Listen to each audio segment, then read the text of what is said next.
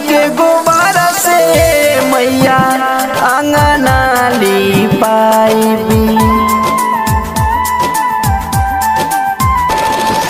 गैया के गोबर से मैया अंगना लिपाइब।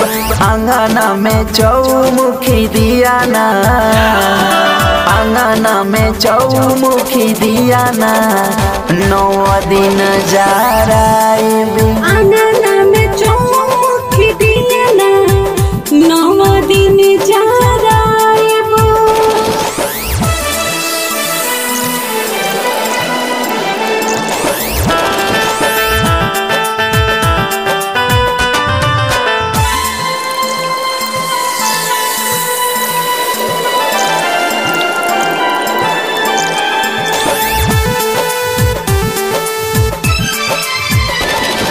बभनु के पुतौ से मैया पतरा देखवनी।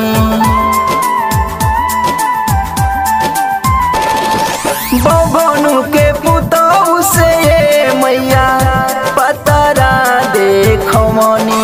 पतरा में जातरा देखा के, पतरा में जातरा देखा के तोह के बोलवनी।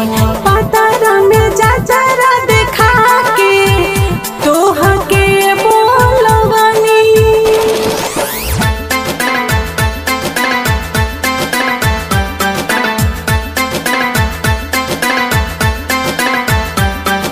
म्यूजिक बाय सुग्रीव साहब। बोलो मुँह से कही के बजरिया से मोटिया मंगमनी।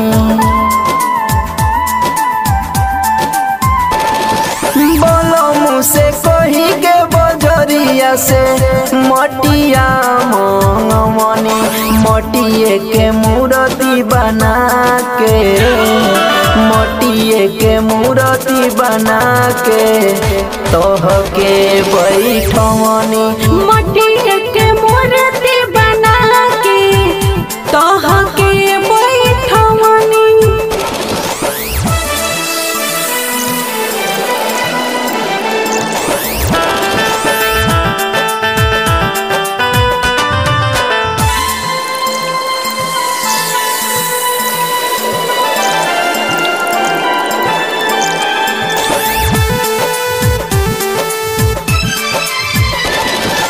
मालिनी के पुतौ से मैया फूलवा मंगवनी।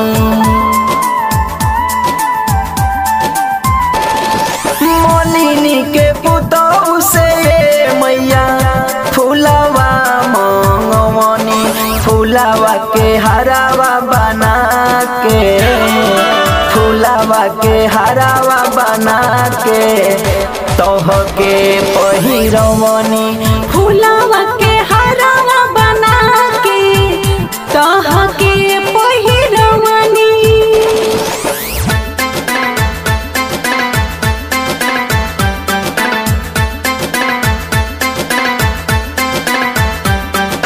म्यूजिक बाय सुग्रीव साहब।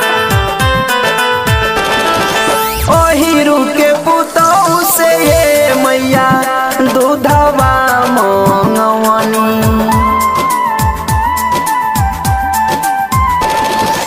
ओहिरू के पुतौ से मैया दूधवा मंगवनी। दूधवे के खीरिया से तोह के, दूधवे के खीरिया से तोह के भोगवा लगवनी।